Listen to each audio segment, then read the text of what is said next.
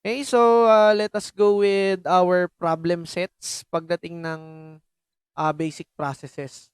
So this is a problem for sensible heating.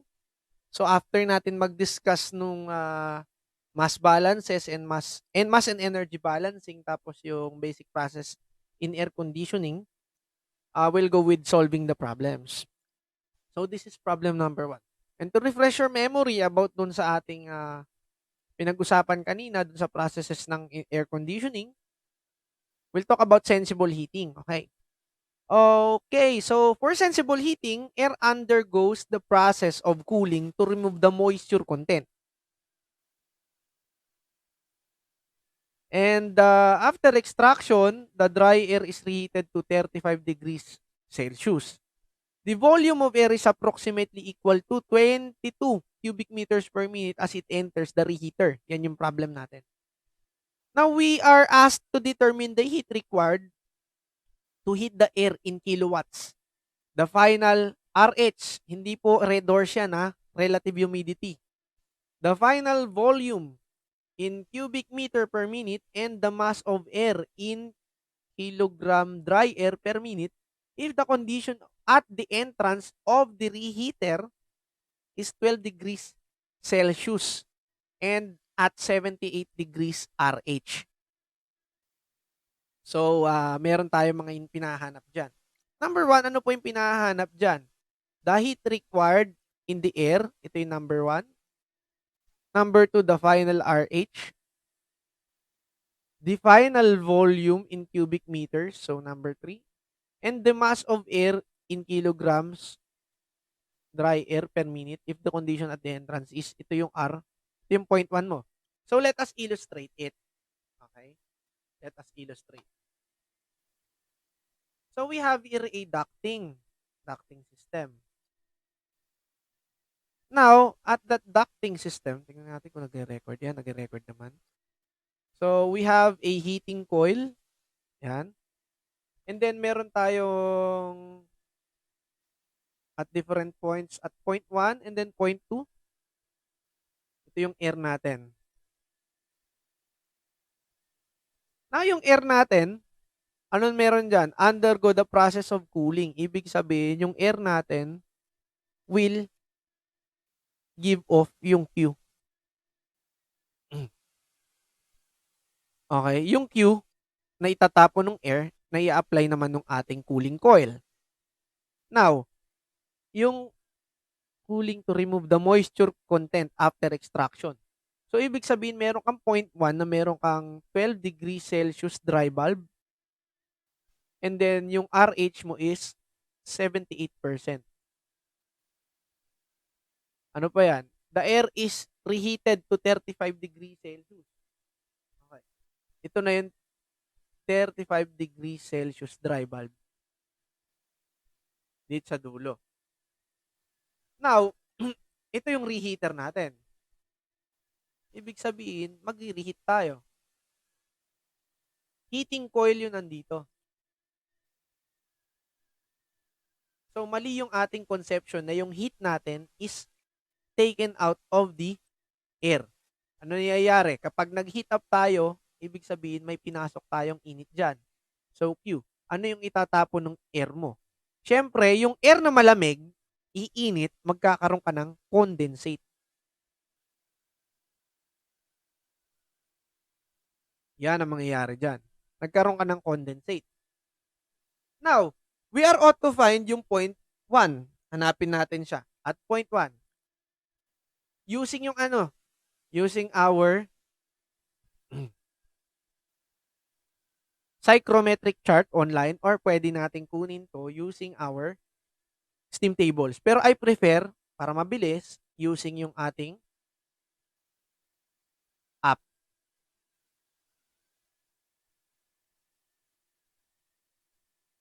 Using Psychro app. Using Psychro app, puntahan natin yung site. Yan. Yung site natin. Okay? So, ilagay natin dito, ang given is relative humidity and the RH. So, check na muna natin yung value, 12 degrees and then 78%. And then, in order for us to find the value, mga kailangan natin, so, dry bulb temperature, humidity ratio niya, or specific humidity. The specific humidity is, divide mo lang ng 1,000. Hanapin mo natin si wet bulb. Tapos si dew point.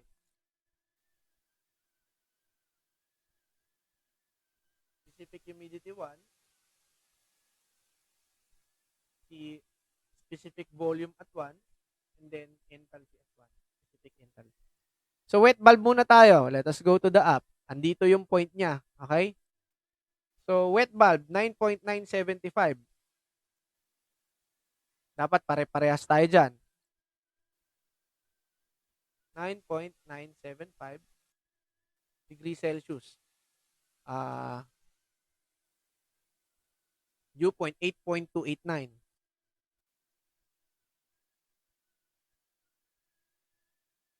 Specific humidity, ito, 0.068. 0.0068186. 0.0068116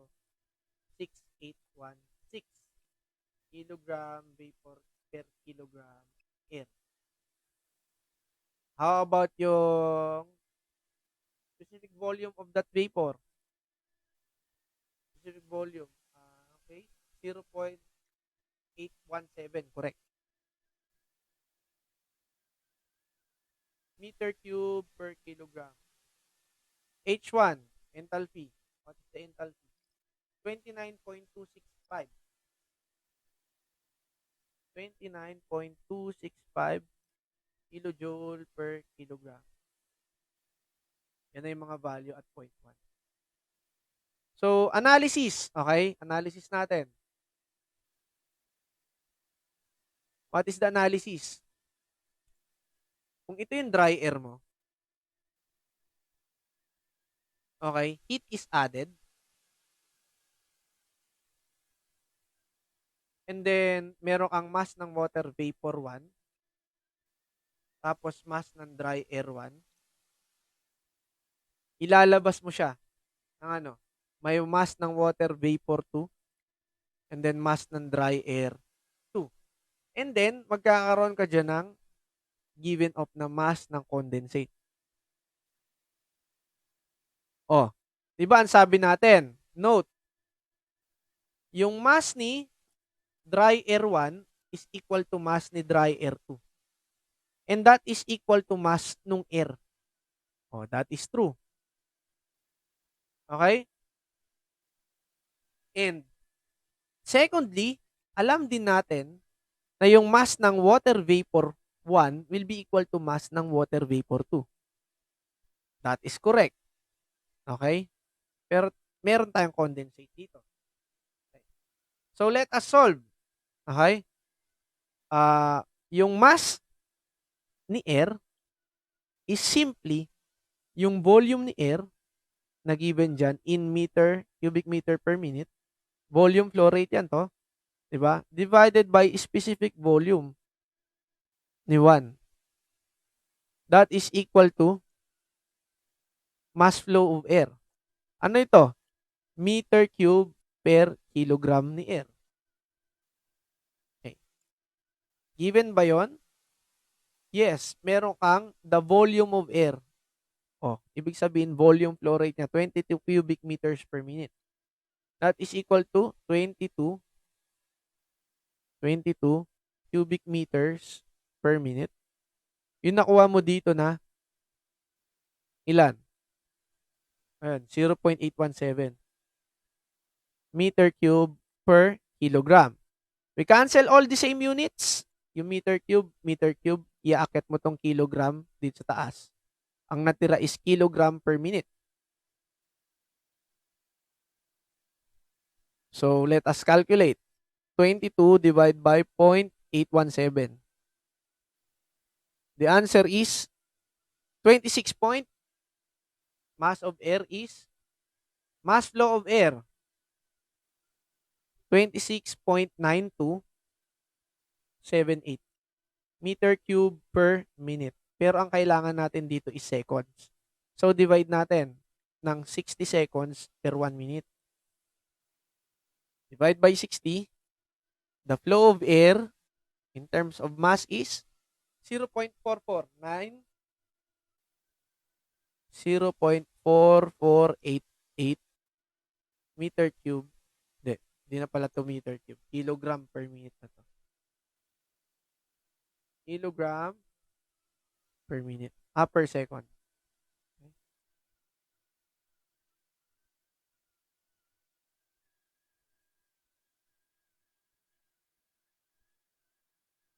Nahanap na ba natin? Anong pinahanap niya? Number 1, heat required. So, in kilowatts, yung 1.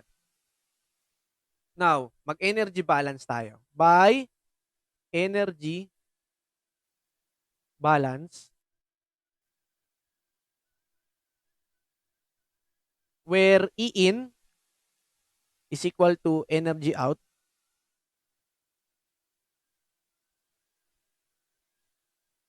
Diba? Yung analysis natin, drawing mo, this is dry air. May papasok ka dyan. Yung mass ni dry air 1, tapos may specific enthalpy yan kay 1.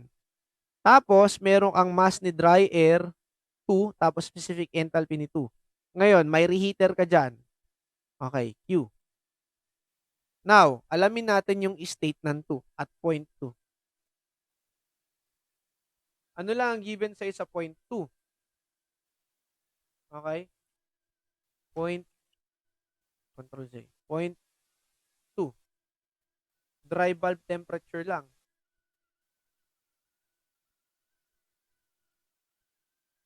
(35°C). Okay? Pero, by E in and E out, malalaman natin that, inabsorb yung heat inabsorb yung heat. So, therefore, M nung air 1 multiplied to H1 plus Q will be equal to M air 2 tapos H1. H2. Kasi outlet na yan eh. We say that, note again, yung MA natin, 1 will be equal to MA2. Correcto. So, we factor out. Therefore, yung Q will be equal to M air multiplied to H2 minus H1. Pero, saan natin makukuha itong H2? Okay? Saan natin makukuha si H2? Diba, ang sinabi dito, this is sensible heating. Okay? Where yung H natin, itong entire H natin na ito, okay, this is equal to H equal to Cp T dB plus what? Hindi pala. Kapag specific, this is Cp delta T. Okay? Cp delta T. And that is for sensible cooling. Kung nare-refresh kayo, that is equal to M Cp delta T. Yun, no? So, wala tayong Cp ng air. That is constant. Okay?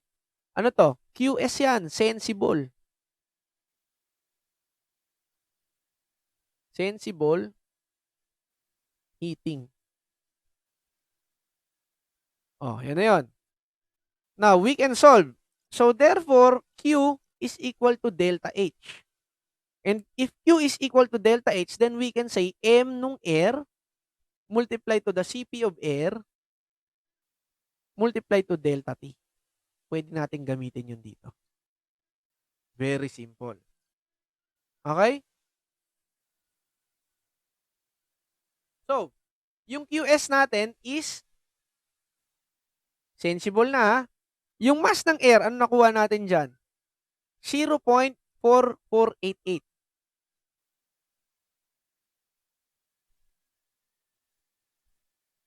Kilogram in every second. Multiply. What is the Cp of air? Okay? Itong dalawang to is simply equal to delta H na lang.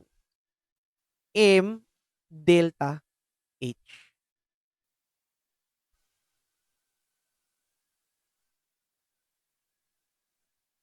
M delta H. Pero pwede natin gamitin CP ng air. What is CP ng air? Binigay ko sa inyo, 1.0062 kilojoule per kilogram degree Kelvin. Pwede yan. And then the change in temperature. What is the change in temperature, my friends? Okay. What is the change in temperature? Simply, that is 35 sa dry bulb 2 minus dry bulb 1, which is 12 degrees Kelvin. We cancel all the same units para makuha natin yung pinakasagot. And kilojoule per second na lumabas, that is equal to kilowatts. Therefore, the answer will be for the heat, okay, 0.4488 times 1.0062. 35 minus 12, I bet that is 23. The answer will be 10.38. US will be equal to 10.38. 64 kilowatts. That is for 1. Sir, masasolve ba natin yung isa? Check natin kung pwede natin gamitin. May sinabi ba diyang saturated nang lalabas siya? Wala. So, isa lang ang kanyang solution dyan. Yun lang. So, H1. Ang H1 mo, meron ka dito. H2. Ano ba H2 dyan?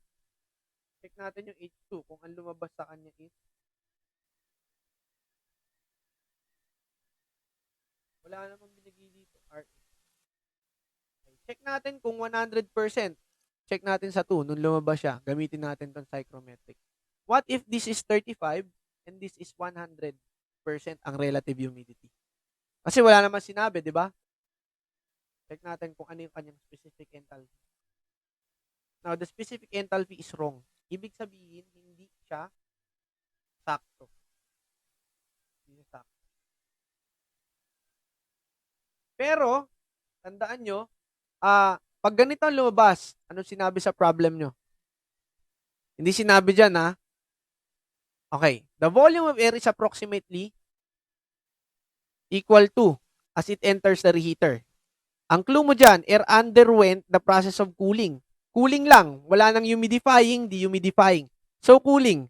Tandaan nyo yung basic process. Kapag cooling, ang nangyari from 0.2 or 0.1 to 0.2. Drawing natin dito. Kunin ko yung iyong blanco.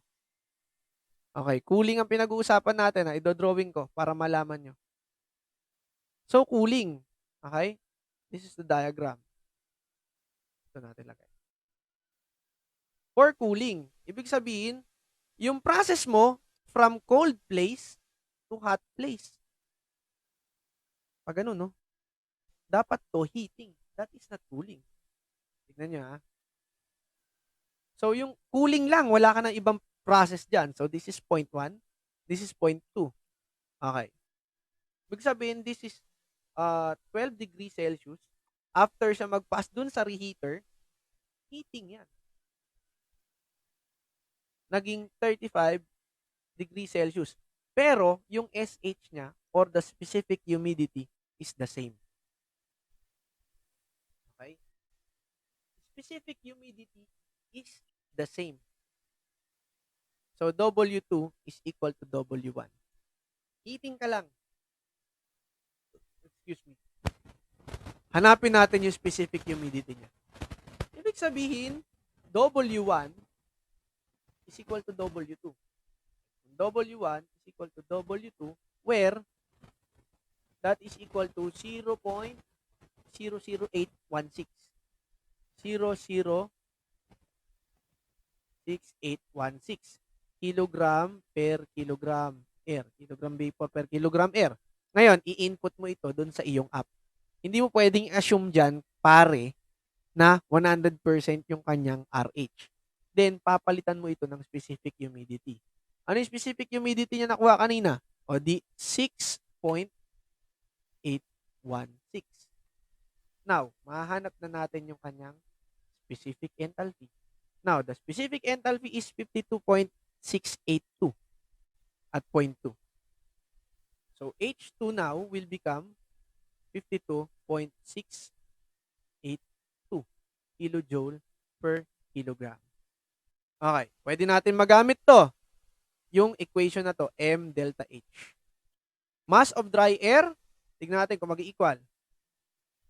0.4488 kilogram per second multiplied to 52.682 minus specific enthalpy nung una. Specific enthalpy nung una, that is 29.265. 0.265. Anong unit? Kilojoule per kilogram. We cancel all the same unit. Ang lumabas is kilojoule per second. That is kilowatts. We calculate the value. 0.4488. Dapat somehow equal sila ha. Para ma-check natin kung tama. 52.682 minus 29.265. The answer will be, tignan natin kung 10. Okay, the same. Diba? Then, our practical calculation is the same with graphing. Almost the same.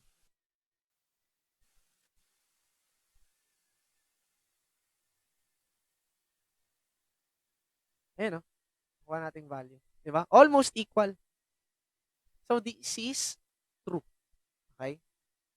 Ano yan, sir? Sa nagmula? Mass of dry air multiplied to H2 minus H1 para makuha natin yung QS. Okay? So, we found the answer for number. Yung hinahanap in number 1. Now, hanapin natin yung RH at 2.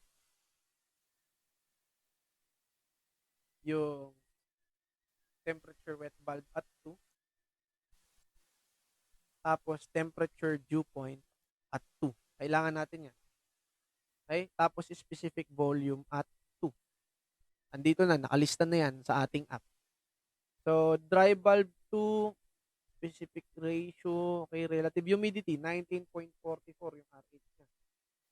19.44% yung kanyang RH. 19.44%.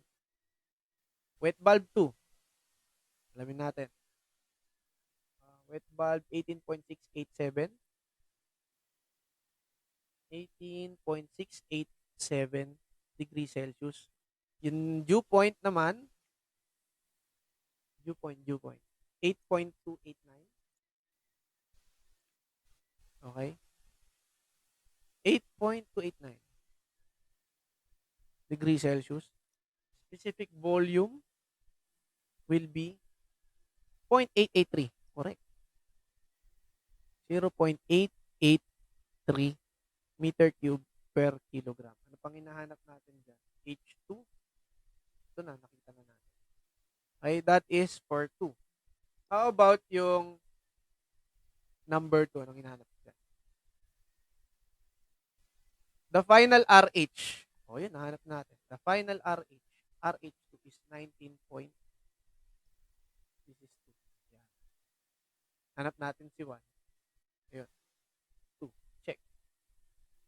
How about the final volume? V2. Yung V2 natin is mass ng air. Volume flow rate pa. Mass of dry air multiplied to specific volume at 2. That is equal to 0.4488 kilogram per second multiplied to 0.883 meter cube per kilogram. Pero ang kailangan natin kilogram per minute. O di 60 seconds in every minute. We cancel all the same units. Kilogram, seconds, and seconds. Ang lalabas is meter cube per minute. So, 0.4488 times 0.883 times 60. The answer is 23.77 or 78. 23.78 meter cube per minute of air. How about 4? Number 4, yung hinahanap niya. Final. The mass of air, if the condition, and the mass of air. What is the mass of air? nakuha natin yung mass of air, diba?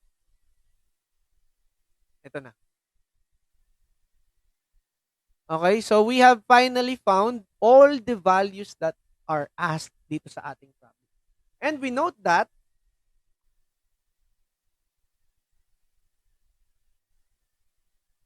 Qs is equal to mass of air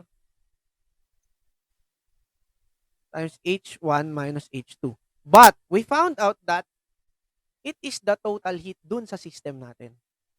Dito sa problem na to.